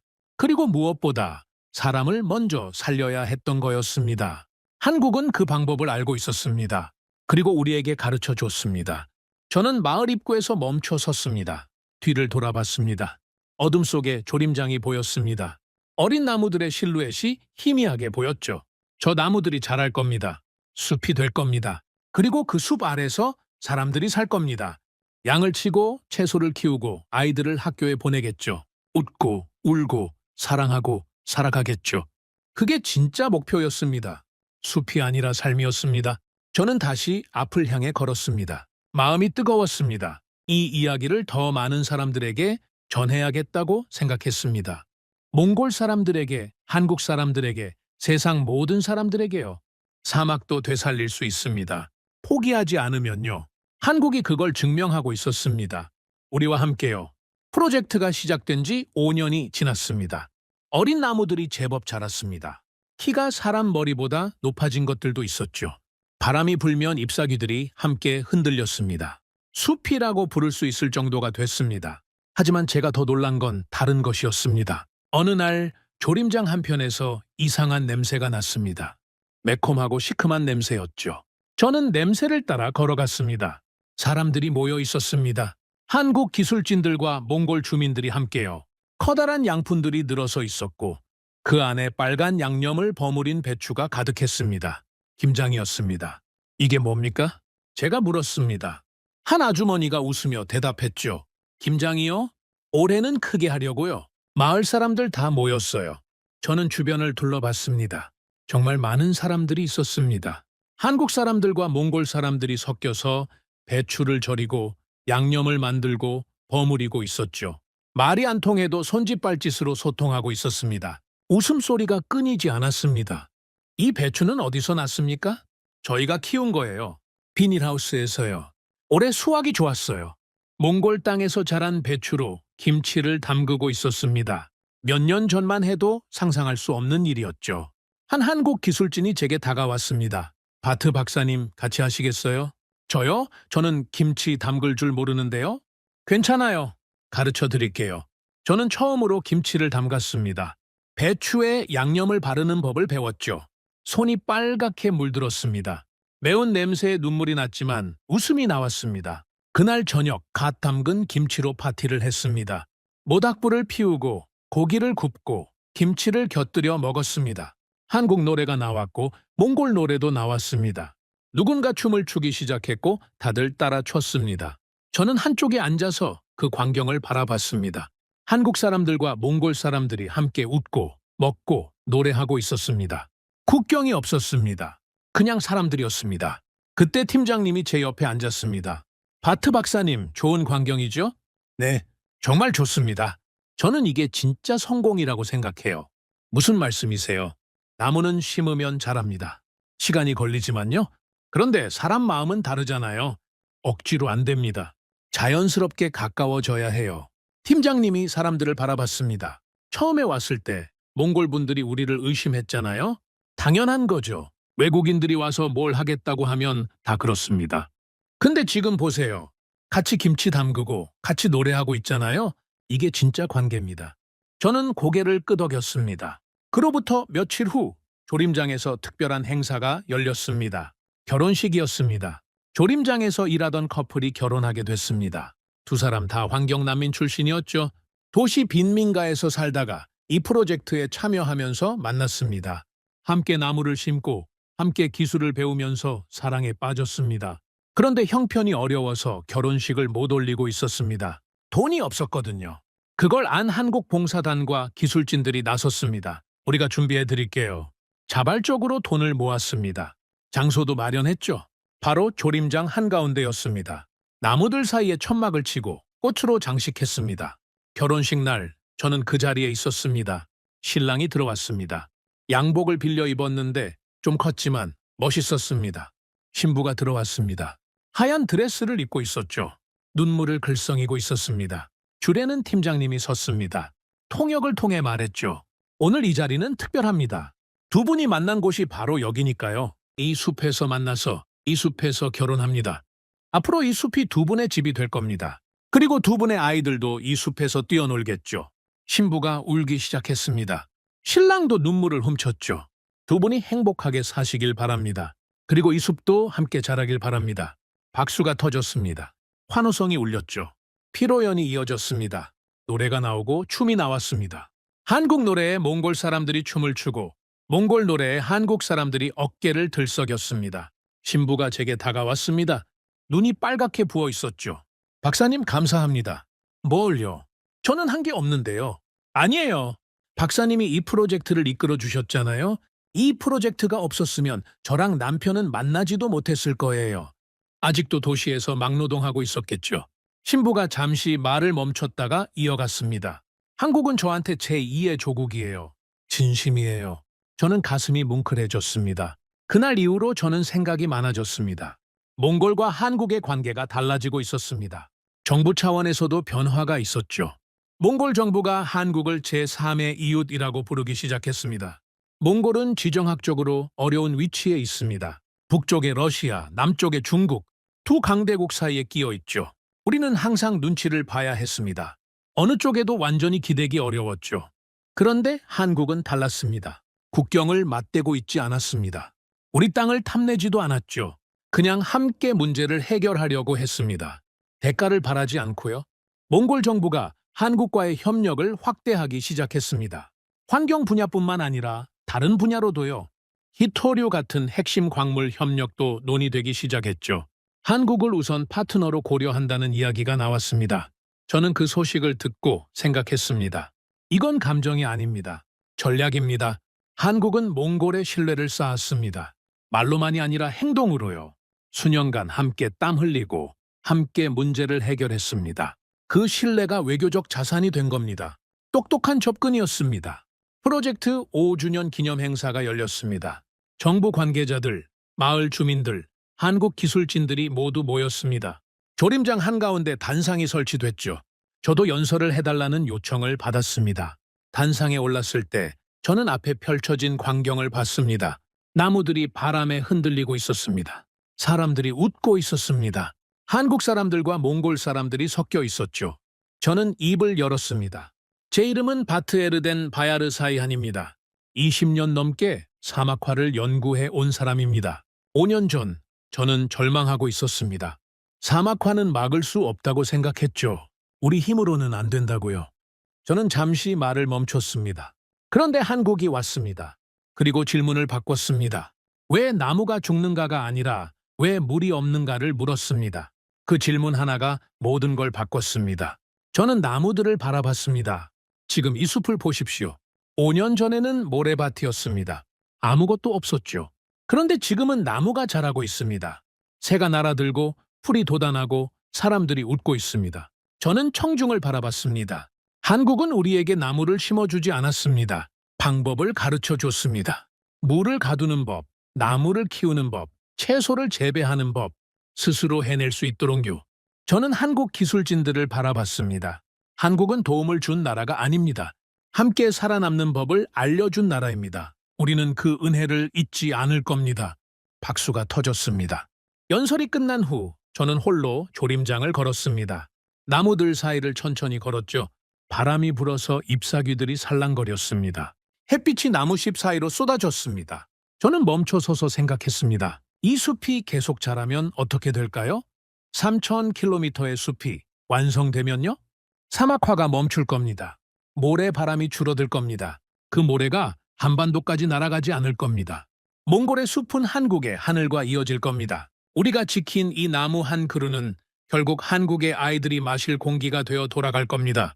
저는 웃었습니다. 이건 몽골의 이야기가 아니었습니다. 한국의 이야기도 아니었습니다. 우리 모두의 이야기였습니다. 저는 나무 한 그루에 손을 댔습니다. 거친 껍질이 손바닥에 닿았죠. 살아 있었습니다. 자라고 있었습니다. 고맙다. 저는 작은 소리로 말했습니다. 나무에게요. 한국에게요. 함께 해준 모든 사람들에게요. 바람이 불었습니다. 나무가 흔들렸습니다. 마치 대답하는 것 같았습니다. 오늘의 사연은 여기까지입니다. 구독과 좋아요는 영상 제작에 아주 큰 힘이 됩니다. 지금까지 감동테라스 저는 소희였습니다. 오늘도 우리 구독자님들의 가정에 따뜻한 행복이 가득하시길 진심으로 바라겠습니다. 긴 영상 끝까지 시청해주셔서 정말 감사합니다. 내일 더 좋은 이야기로 찾아뵙겠습니다. 감사합니다.